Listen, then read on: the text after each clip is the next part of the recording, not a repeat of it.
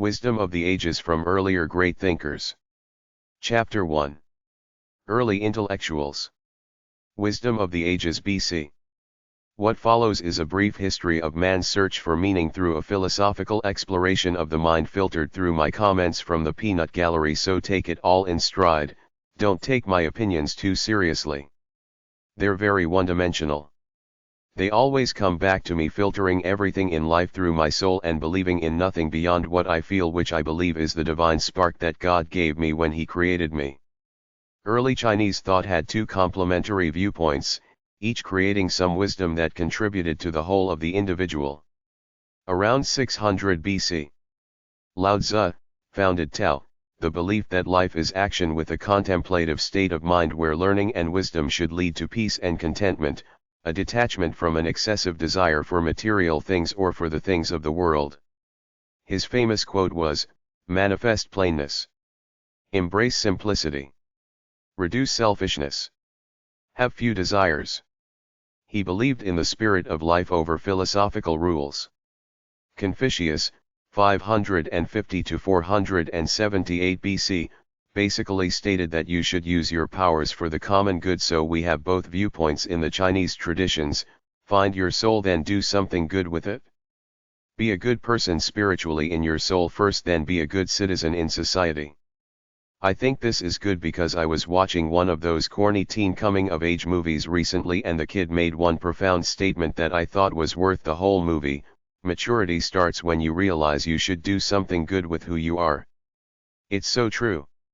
I can remember me going from my self-centered youth to realize I should do something positive with my life to help others, otherwise my life will be a waste and I will have no true self-respect aside from the peacock trying to show off how beautiful and cool he is, which is the way most young people are, a bunch of peacocks trying to look good. In India, the ordinances of Manu formulated between 100 BC and 400 AD demand the joyful fulfillment of one's specific destiny, duty, and purpose, that of Dharma. This can only come through the natural exploration and maturation of oneself gained through the contemplation and the experience of life. Responsibility to the self, family, and community are necessary to move on to sainthood, saintliness, perfection, nirvana, and finally reincarnation back into the universal life force from whence you came. Plato's, 428 to 348 BC, philosopher king, in his book The Republic, talks about the development of virtuous, noble men who follow the path of beauty, grace, health, and wholesomeness as the people who should govern our societies, not those seeking power, fame, and riches. Solomon in the book of Ecclesiastes in the Bible could be Plato's archetype of the philosopher king because he was one of the few philosopher kings who ever lived. Most of the others were just interested in power and or pleasure. Wisdom achieved through contemplation and the use of the dialectic, talking to others to find truth, and knowledge gained through learning lead to the development of the noble virtuous person. In Book 7, number 10 of the Republic, Plato says there is in every soul an organ or instrument of knowledge that is purified and kindled as fresh by such studies, humanities, liberal arts, intellectual pursuits, when it has been destroyed and blinded by our ordinary pursuits, a faculty whose preservations outweighs 10,000 eyes, for by it only is reality beheld. Plato is talking about soulful pursuits, doing things to turn the soul's gaze upwards towards a vision that life is more than mundane reality. It's an attempt to transcend the normal limits of the human condition. This is the essence of the human soul, to use our intelligence to keep forging ahead to the next frontier. Aristotle, 384 to 322 BC, lived in a time of great disorder when much of the world's knowledge was a loose collection of ideas not yet classified into subject areas. Aristotle's main intellectual focus was observing life as it happens. He tried to categorize things and provide a framework for the wisdom and knowledge of the world. His most thoughtful works were probably Politics and Nicomachean Ethics, where he talked about everything in life that he felt was relevant. Aristotle believed that a life of contemplation and a well-rounded knowledge of the world called a liberal education was the way to aspire to be. Intellectual virtue tempered by a positive, gentle soul is the path to nobility according to him. Plutarch, around 46 BC-120 AD, a Greek philosopher, also believed that a liberally educated, cultured mind combined with a gentle nature was the path to nobility and that such people should aspire to be leaders of society, as he wrote in his Moralia. Wisdom of the Ages AD. The ideas just presented were all forerunners of the Renaissance movement, where great artists and thinkers like Da Vinci, Michelangelo, Gutenberg, Copernicus, Galileo among others set out to explore their lives unfettered by anything, particularly the repressive political and religious movements of their day. Even though Michelangelo Buonarroti, 1475–1564, ChristusRex.org, stayed transfixed on religious themes all his life, in his case, it was simply his obsession with stone. In order to live out his life as the sculptor he felt inside, the only way to do it was to work for the wealthiest people of his day, the people of the church who commissioned him to do great works of art for them. In the West, Christianity sought to put an end to autonomous intellectual thought by telling people to submit to the will of God for guidance and live humble lives according to His commandments. By contrast, the Islam religion deified science and intellectual thought and saw no contradiction with their religion, hence their society was more advanced than Europe during the Middle Ages, a little-known fact that our European Christian-biased history books rarely mention. Even though Christianity is inspirational stuff, it robs me of my free will and those other parts necessary to live a full life, namely my passionate carnal side, as long as I don't infringe upon the rights of others. I say whatever I feel in my soul is what God created in me. My job is to reach in and explore it, pull out the good and do something worthy with it, but explore the so-called dark side and enjoy some of my carnal, hedonistic parts as long as I don't hurt anybody in the process. This is where I deviate from all conventional religion. I live by my own code. They all bow down to a code outside of themselves. The Christian reformers like Luther and Calvin were good, but they still bowed down to a God that could have been created by men, as all gods could be, nobody knows for sure. Even still, I think God is a good concept because the thought of Him helps unify people and keep them in line morally. I stand naked right here, right now. I'm an instrument of God, my Creator, by virtue of what's in my soul, without needing the Bible or any other religious works out there to tell me how to live, except to inspire me as equally as I seek out anything out there that can keep me inspired. But as with everything, it's all just generic inspiration to me because I live only by what I feel in my soul, which is what I perceive to be my divine inspiration from God. Erasmus, 1466–1536, was an equal opportunity hater of both traditional and reform Christianity, and instead chose to go his own way and write about the power of the educated man in the praise of folly and the education of a Christian prince, both sarcastic looks at the bondage to which men enslave themselves to by giving their freedom of will over to their perceptions of God. I alone, by virtue of my God-given soul, am the supreme master of my fate, captain of my destiny. My soul, my divine inspiration and spark from God, is my conscience and moral compass. Nothing out there created by man is superior to this, and that includes the Bible, all other religious works, everything written by other thinkers, and everything put together by the governments of the world. They're all nice for inspiration, but written by mortal men, and no one is superior to me in the way I run my life with help from the divine spark God gave me. They say prophets were inspired by God, but I too was inspired by God by the divine soul He gave me, so that's good enough for me, to trust my soul above everything else on the planet. I bow down to neither man or man's perception of God. My relationship with my God comes from me and what I feel in my soul, absolutely nothing else, no church, creed or ideology, just me talking to my God through my soul. Probably the first real true enlightened free-spirited philosopher of the modern age was Montaigne, 1533–92, an extreme individual who couldn't bow down to anything but appreciated religious and moral thinking for their contribution to keeping some glimmer of positive values and hope in an otherwise much maligned world. He was a liberally educated man of experience in the world who didn't claim to have the ultimate answers to life, but believed that a disciplined, cultured mind is about as close as you can get. Montaigne's Essays is a historic work appreciated by atheists, pragmatists, and enlightened free spirits, people who have no illusions about life nor the world, cosmos, or afterlife. We accept life right here, right now in the physical realm. This is it as far as we know for sure, as good as it gets. If you can start the day such that it's all yours to do with as you wish and you've got the material basics covered, you're laughing compared to at least 98% of the world's population now and in the past. This is true happiness, to spend your days doing as you wish unencumbered by the so-called game of life out there in the capitalist world nor problems you might create for yourself like live above your means or have more kids than you can reasonably afford to raise. Montaigne believed in the value of academic learning but said the experience of your life as you live it is your biggest teacher on the path to enlightenment. Montaigne was an early forerunner of the modern-day humanist existential movement, namely that you're stuck in your head. This is your life as lived right now, nothing more, nothing less.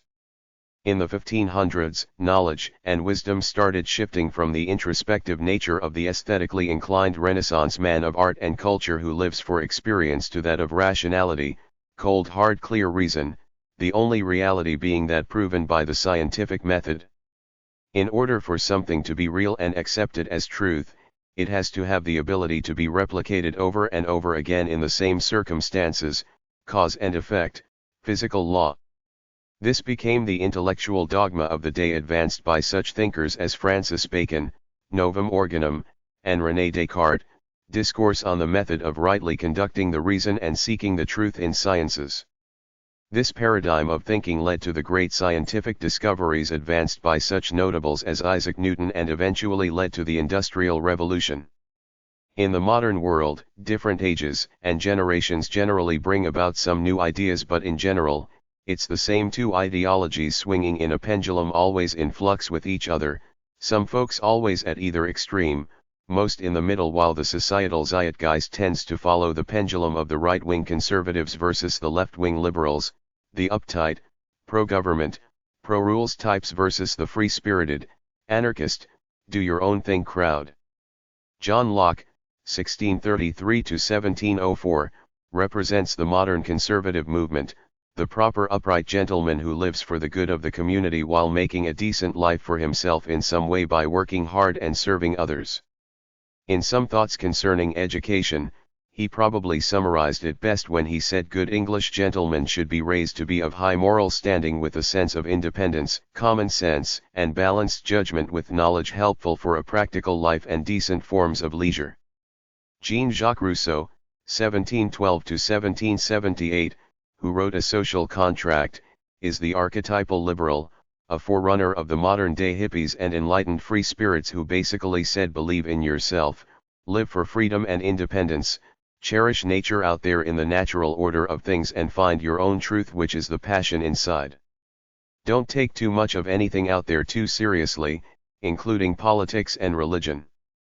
Benjamin Franklin, 1706–1790, started on the kick about self-education for the common man, which Abe Lincoln later championed, as the myth goes, eventually becoming President of the United States because of the way he educated himself while living in a log cabin in Indiana.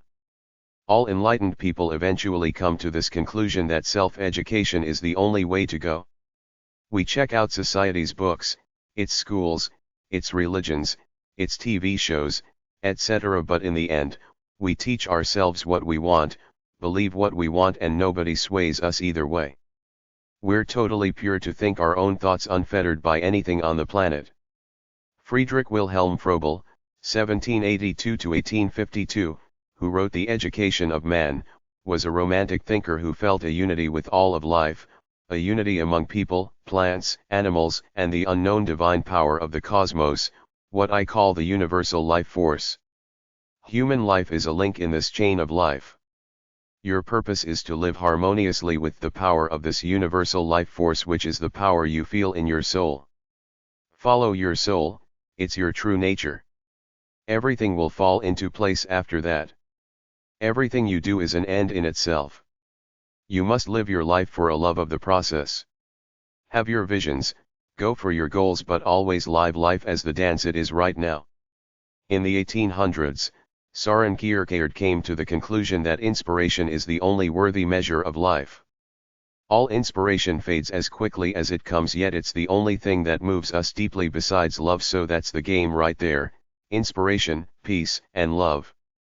Happiness is inspired action, but it's so fleeting that it has to be replenished all the time, so the game of life is to know yourself enough such that you do whatever it takes to stay inspired forever. We create meaning to our lives by living them, not by sitting around watching TV. Kierkegaard was a deep thinker caught between his religious roots and his quest for freedom, which are contradictions because religion wants to repress the mind while Kierkegaard couldn't get away from exploring it. His writings are some of the most profound, deepest explorations of the human mind I ever read in my life, maybe too deep. They didn't have TV back then, so he probably sat around every night contemplating his life. He peeled off 3 layers. Firstly, the aesthetic, to find the beauty and pleasure in life. Secondly, to develop a sense of ethics where you feel right about yourself such that you live with a clear conscience. Thirdly was his soliloquy to the self, the realization that the only meaning we have is the meaning we give to ourselves through an inward, passionate journey of life. Most of us take the safe route of a predictable routine, economic stability, and comfort, while you should make your life your personal divine mission, throw yourself into its ocean, go as you feel without knowing exactly where, but take the steps and make the journey anyway. In order to get meaning, you have to take a stand for your life. God doesn't fall into your lap out of a book, you have to create him for yourself. Life doesn't fall into your lap either, you have to create it day by day by day. Life is not just a reckless ride of total freedom, but it's the freedom you create out of the limits of your particular situation. Look freedom in the eye and make the right choices to be true to yourself. Friedrich Nietzsche, 1844-1900, usc.edu/department. Annenberg/Thomas/Nietzsche.html, the son of a Lutheran minister born in Leipzig, Germany, became a minister for a while, then rejected it all when he became a philosophy teacher. He wrote several books, among them Human All Too Human, 1878, Beyond Good and Evil, 1886, Thus Spoke Zarathustra, 1884, and The Antichrist, 1888. Nietzsche believed that humanity is always evolving, that what is truth in the structure of society today will not necessarily apply in the future, nor does it necessarily apply to individuals. Even science and morality are constructs created by man to explain the universe, just paradigms with no absolute truth at all. So as such, all you have is you, your choice to make what you can with this life, will to power, and reach for transcendence in your own way. Superman, to accept the totality of life in what he called the Dionysian man, a mixture of strength, beauty, evil, and goodness. Nietzsche was one of the few writers in history who separated himself from the entire world to try to explore his life for its bare and naked purity. He said you should reach into your soul with the fullness of your aggressive instincts, find what's worthy and true in there and go with it to try to live a great, transcendent life. He acknowledged that society has to develop standards and codes of conduct, morality, and education in order to keep the masses contained and pacified on some common ground, but true individuals step away from this to create their own lives on their own. Nietzsche's philosophy was live in the moment, every moment as great as you can. Love your life with no pretenses and no wants other than to know what's good, what's bad, and proceed on your journey chasing the good things in life to become who you feel inside. The Superman is the idealized man, part saint, part genius, part bohemian, living freely for his whims, desires, and passions, trying to renew himself through transcendent experiences all the time. Nietzsche thought that artists, intellectuals, and writers took themselves way too seriously in thinking they lived divine lives with profound meaning, which is largely a front because we're all just basic beings trying to survive the best way we can. Get some transcendent meaning out of the deal, but don't get too carried away with your profundity because you get up every day half tired just like everybody else. It takes motivation and guts to create your life, and through it all, you're still human all the time like everybody else with their mundane lives, so don't take your life too seriously. Enjoy it in a light-hearted manner. It ain't all that deep. Count your lucky stars and smell the roses each and every day. Nietzsche tore down all the institutions and ideologies of the world and basically said stand up for your life, reach into yourself, Find your soul, live your life away from all that stuff out there to the best of your ability as a free individual, never taking anything too seriously. Use your will and strength to create the kind of life you want for yourself. True freedom is to live in such a way that you're proud of yourself. Do what you want, but do it with dignity. Nietzsche liked the power of man to be original, beautiful, strong, and free, but he didn't like the pompous society that men built to try to give themselves an artificial sense of importance with all their money, power, status, fashions, politics, etc. He simply liked the naked essence of man to do something great and worthy with his life. Khalil Gibran, 1883–1931, a Lebanese American, wrote several books, the most significant of which are The Procession and The Prophet. He was a free thinker, artist, and writer who rejected the ambition of the capitalist world to think his free thoughts, write them down, and live for his soul. In the end, the trend among wise noble men and women throughout history, atheist, secular or religious, has had the common thread of peace, hope, benevolence, and using your powers for the good of the world. Whether you believe in God or not, it comes down to the same thing. If you want to live a good life among people, be a good person, share your talents and spread your love around, and it all comes back to you multiplied here on earth by the feeling of goodness you get inside, plus the way others treat you, regardless of whether you will be rewarded by an eternal life in heaven afterwards or not. Chapter 2. The Philosophy of Life. Basic Philosophy. Below is a summary of pro-social, positive character attributes according to several philosophy books I scanned. The most admirable virtues are bravery, charity, community values, cooperation, courage, discretion, ecological, environmental values, friendship, gentleness, good nature, honesty, hope, independence, justice, kindness, love, moderation, nobility, sanctity for life, self-sufficiency, sense of sacredness about life, simplicity, trust, wisdom. The truly enlightened person doesn't hope for anything or fear anything. He is happy and healthy as is right now, for now, and evermore. To be this free gives you the power to live by the only thing that really matters, the inspired force you feel from within your soul. Have an unconditional cheerful mind because you know who you are, you're sure of yourself, and have the discipline to release your natural inspired energy as a joy, not as a plodding task.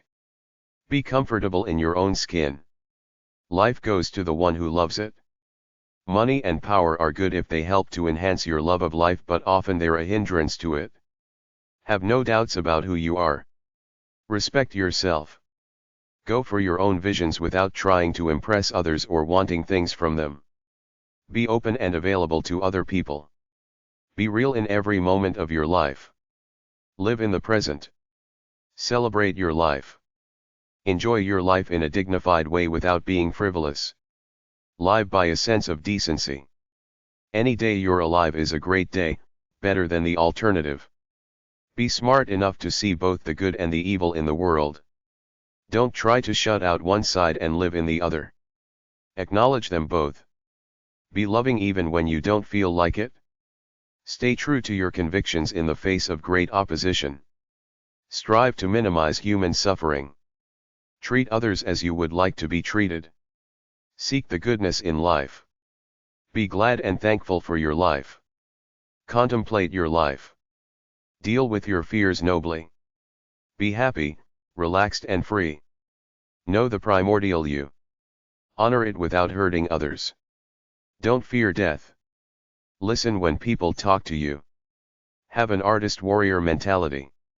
Live life with gusto. Hold your tongue when angry. Do honest work. Do an honest day's work. Have the freedom to be yourself. Don't be excessively materialistic or greedy. Find the primordial wisdom that lives inside of you and live it out. The experience of life is always changing for everyone. You only experience brilliance and power through honest effort and gentleness in any situation. Be a good person without ego or arrogance. Be modest but sure of yourself. Be connected to nature. Don't be ambitious for ambition's sake. Simply love your work. Don't live in a shell. Be interested in life and act on it. Be disciplined about your beliefs and goals. Don't compete with others. Strive to be victorious over yourself. Philosophy books at the library go from #100-199 or BJ and BL of the Library of Congress system. I found most of the basic philosophy books at around #170-171. 100 Philosophy and related subjects. 110 Ontology and methodology. 120 other metaphysical topics. 130 pseudo and parapsychology. 140 specific philosophical viewpoints. 150 psychology. 160 logic. 170 ethics, moral philosophy. 180 ancient, medieval, and oriental philosophy. 190 modern Western philosophy. Philosophy websites. 1911-encyclopedia.org/George_Hegel-Len.wiki/arthur_his_life_and_philosophy. abc.net.au/rn/philosophers zone. lph.se/trans/cultural/philosophy/identity.html. allphilosophy.com. americanthinker.com. amherst.edu/askphilosophers. amphilosoc.org. ancientgreece.com/s/people/Socrates. answers.com/topic/philosopher-king. answers.com/topic/philosophy. anthonyflood.com. apa.udel.edu/apa/publication/text/brief.gd.html. arstechnica.com/eve/forum/co_headinger/intro_to_sphere_06/hic_theodicy.htm. Hedonism versus the soul. as.miami.edu/phi. as.ua.edu/philos, the University of Alabama, Department of Philosophy. aspcp.org. AynRandBookstore2.com. bartleby.com/59/5/philosopherk.html, Philosopher King, the New Dictionary of Cultural Literacy. blackhawk.tblog.com. blavatsky.net/theosophy. bodyphilosophy.net. briscoe.org, starring Tad, a philosopher, consumer, and victim of modern life. bu.edu/wcp/paydarch.html, 20th World Congress of Philosophy. cas.sc.edu/phil. cas.sc.edu/phil/ugradhdbk.html, Philosophy Undergraduate Handbook. charthouse.com. chicagotribune.com/religion_the seeker. classicalvalues.com. colorado.edu/philosophy. Ayn Rand AsonZOFLife.com. columbia.edu/cu/philosophy. csus.edu/individual/m/mccormachem/evil.htm. ditexte.com/rune/p.html, Dictionary of Philosophy. earlymodernTexts.com/philosophers/index.php. en.wikipedia.org/wiki/category:"early_modern_philosophers". en.wikipedia.org/wiki/early_modern_philosophy. en.wikipedia.org/wiki/enn in single quote s_diary:""the_record_of_China_in_search_of_the_law".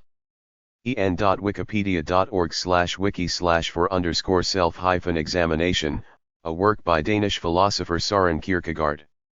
en.wikipedia.org/wiki/George_Wilhelm_Friedrich_Hegel en.wikipedia.org/wiki/Hegelian en.wikipedia.org/wiki/modern_Islamic_philosophy en.wikipedia.org/wiki/modern_moral_philosophy en.wikipedia.org/wiki/Nico-Machine_ethics en.wikipedia.org/wiki/philosopher-king en.wiki-source.org/wiki/Arthur_Schopenhauer_his_life_and_philosophy eng.hsss.cmu.edu/philosophy ephilosopher.com epistemelinks.com epistemelinks.com/main/philosopherlist.aspx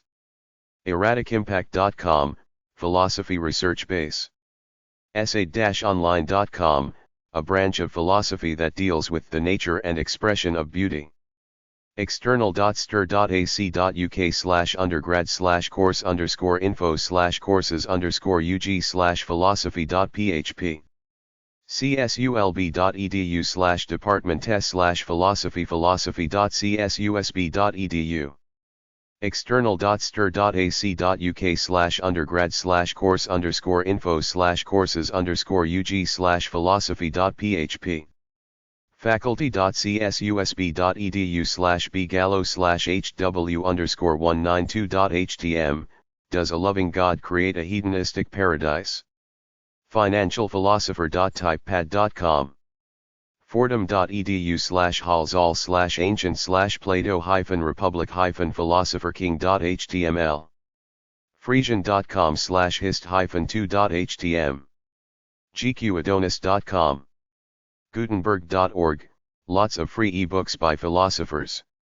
gwiep.net/library/goldman_anarchism.html hawaii.edu/phil virtueonline.org hegel.net holycross.edu/departments/philosophy humnet.ukla.edu/humnet/phil icarus3.com idahovaluesalliance.com idiocentrism.com iep.utm.edu, Internet Encyclopedia of Philosophy iep.utm.edu/e/evil-evi.htm Importance of philosophy.com infidels.org/library/historical/John_Kessler/Giordano_Bruno.html infiltech.com/wmod.htm Washington Metro Objectivism Discussion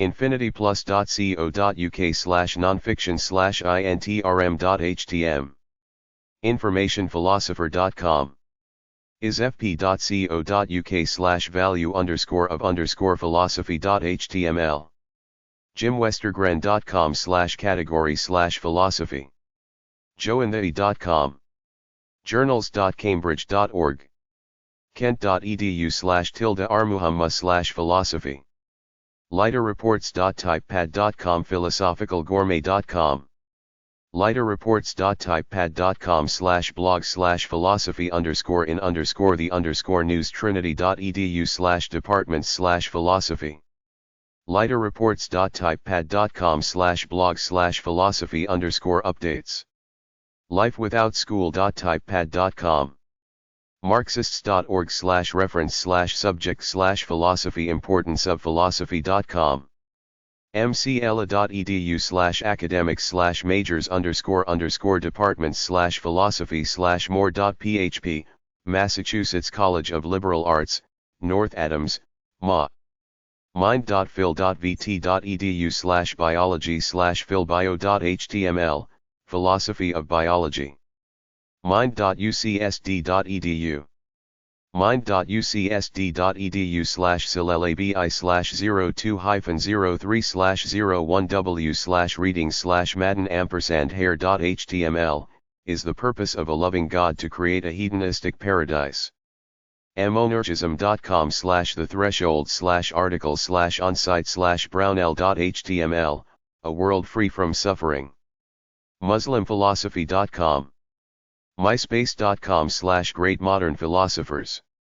mystical-co.uk. nigelwarburton.typepad.com, virtual philosopher.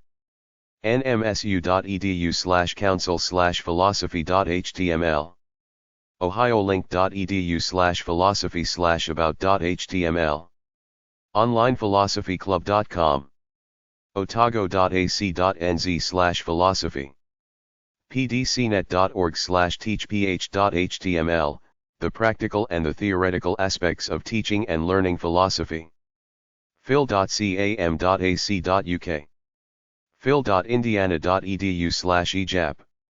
phil.ruu.nl. philocrites.com. philoonline.org. philosopher.org.uk. philosopherking.net. philosophers.co.uk. philosophy.csusb.edu. philosophy.cwis.uci.edu. philosophy.it. philosophy.lander.edu. philosophy.nd.edu. philosophy.ox.ac.uk. philosophy.ucon.edu. philosophy.uniml.edu.au. philosophyforum.com. philosophynow.org. philosophytalk.org. pinoyscholar.com. pit.edu/philosop. plato.stanford.edu, Stanford Encyclopedia of Philosophy. plato.stanford.edu/entries/Russell, Bertrand Russell. polypundit.com. pragmatism.org. press.princeton.edu/catalog/subjects/phi.html. quakestar.org/philosophy.htm. proteinwisdom.com. raja.demon.co.uk, Philosophy since the Enlightenment. scribd.com/doc/1330/Bertrand-Russell-a-history-of-Western-Western-Western selectsmart.com/philosophy/description.html. shef.ac.uk/philosophy. sirbacon.org/willows.html. smith.edu/philosophy. sandralondon.com. soton.ac.uk/philosophy. spaceandmotion.com. sparknotes.com/philosophy. sbep.org. stephenhicks.org, objectivist philosopher. teachphilosophy101.org. thatphilosophywebsite.com. theamericans.scholar.org. themodernword.com. thoughtaudio.com. topology.org/philo. trinity.edu/departments/philosophy. ua.edu/philos, the University of Alabama. uchicago.edu/philosophy. ucl.ac.uk/ucty/dfw introindex.htm, the Determinism and Freedom Philosophy website. ucl.ac.uk/philosophy. uic.edu/department/phil. uidaho.edu/philosophy. umass.edu/philosophy. unc.edu/department/phil department. und.edu/department/philrel. universitynorthco.edu/philosophy, philosophy, University of Northern Colorado. university-paris1.fr/text/stephen/utilitarians1. utexas.edu/cola/department/philosophy. utilitarianism.com/hedoodle.htm, hedonistic utilitarianism. utm.edu/research/iep/b/berkeley.htm, Internet Encyclopedia of Philosophy. utm.edu/research/iep/d/descartes.htm, rejected religious authority in the quest for scientific and philosophical knowledge. utm.edu/research/IEP Philosophy, the Internet Encyclopedia of Philosophy. uwsb.edu, Department of Philosophy. virtueonline.org lighterreports.typepad.com/blog/2006/03/experimental_ph.html. trinity.edu/departments/philosophy. vix.com/objectivism.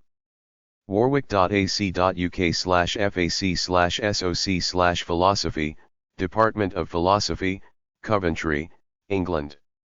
wauthingsare.org. wie.org/j22/kimura.asp, Modern Philosopher and Integral Thinker Yasuhiko Kimura. wordtrade.com/philosophy/identityr.htm. wpunewjersey.edu/cohss/philosophy. xtimeline.com